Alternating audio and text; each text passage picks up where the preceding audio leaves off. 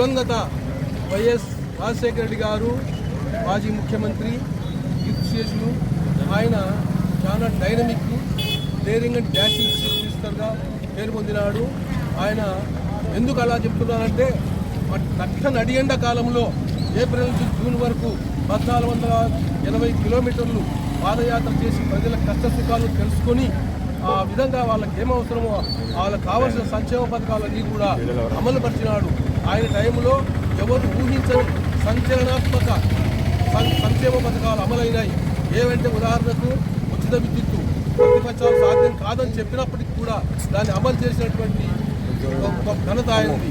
తర్వాత fee reimbursement, పేద విద్యార్థులు డబ్బు లేదని చదువుకు దూరంగా ఉండకూడదనే ఉద్దేశంతో వాళ్ళు కట్టిన ఫీజును మళ్ళీ వెనక్కి ఇచ్చే విధానము ఫీజు రీఎంబర్స్మెంట్ పథకం.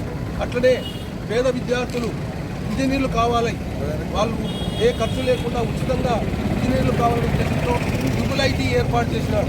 ట్రిపుల్ ఐటీలో వాళ్ళకు ఉచితంగా 6 సంవత్సరాల పాటు, 10th తర్వాత 6 సంవత్సరాల పాటు వాళ్ళకు ఉచితంగా ఇంజనీరింగ్ ట్రైనింగ్ ఇస్తారు.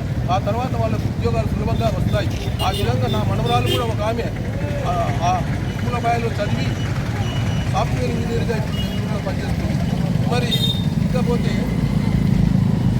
రైతులకు 1000 రూపాయలు, ఆ కాలంలో 1000 రూపాయలు మద్దతు ధర సాధించడానికి కేంద్రాన్ని ఒప్పించి ఆ రకంగా అప్పట్లో ఒక బస్తా 1000 రూపాయలు ఉంటే 40 బస్తాలు పండితే 20,000 పెట్టుబడికి పోయిన రిలేటివ్. ఆ విధంగా రైతులకు చాలా ఉపయోగపడ్డారు. తర్వాత ఆరోగ్యశ్రీ పథకం ఎవరు ఊహించలేదు ఈ పథకం వస్తుంది, ఈ పథకం పెడతాడని కూడా. కాబట్టి ఆ పథకం ద్వారా ఎంతోమంది పోయే ప్రాణాలను నిలబెట్టుకొని ఇప్పటికీ ఇంకా జీవించగలుగుతున్నారు. వాళ్ళ టైం ఎప్పుడో ఒకసారి వచ్చి రాదని కాదు. అయితే లైఫ్ ఎక్స్టెన్షన్ చేయడానికి ఆ పథకం చాలా ఉపయోగపడింది. 104, 104 ఇది పల్లెటూళ్ళలో, మారుమూల పల్లెల్లో ప్రజలకు వైద్య సహాయం అందించడం కోసం ఒక వాహనం ఏర్పాటు చేసినారు. అందులో ఒక డాక్టర్ ఉంటాడు, ఒక నర్సు ఉంటారు, ఇంకా మందులు అవన్నీ ఉంటాయి. ఆ ఏరియాలోకి పోయి వాళ్ళకు కావలసినటువంటి వైద్య పరీక్షలు చేసి తగినటువంటి మందులు కూడా ఇవ్వడం జరిగింది. అదే చేనేత కార్మికులకు 50 సంవత్సరాలకే పెన్షన్ పథకం అప్పట్లో ఏర్పాటు చేసినారు.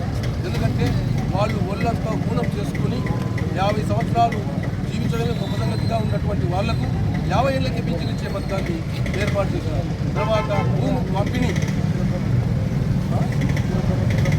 ఇంద్రప్రభ కింద రైతులతో మంచి రేటు భూమి కొనుగోలు చేసి పేదలకు, ఎస్సీలకు, ఎస్టీలకు కలపడం కూడా జరిగింది. ముస్లింస్కు ఎప్పుడూ లేని విధంగా 4% రిజర్వేషన్ వాళ్ళకు బీసీలలో చేర్చి 4% రిజర్వేషన్ ఇవ్వడం కూడా జరిగింది. ఈ విధంగా చెప్పుకుంటూ పోతే ఎన్నో సంక్షేమ పథకాలు ఆయన హయాములో అమలైనాయి. ఆయన ఎన్ని సంవత్సరాలైనా ఆయన మనం గుండెల్లో పెట్టుకొని పూజించాల్సినటువంటి గొప్ప వ్యక్తి. అటువంటి వ్యక్తి మనకు చిరస్థాయిగా ఉండాలి. ఆయన చేసినటువంటి సంక్షేమ పథకాలు ఇప్పటికి కూడా అమలవుతున్నాయి. కాబట్టి ఆయనకు ఘనమైన నివాళులు అర్పిస్తున్నాము ఈ సభా సందర్భంగా అందరం కూడా.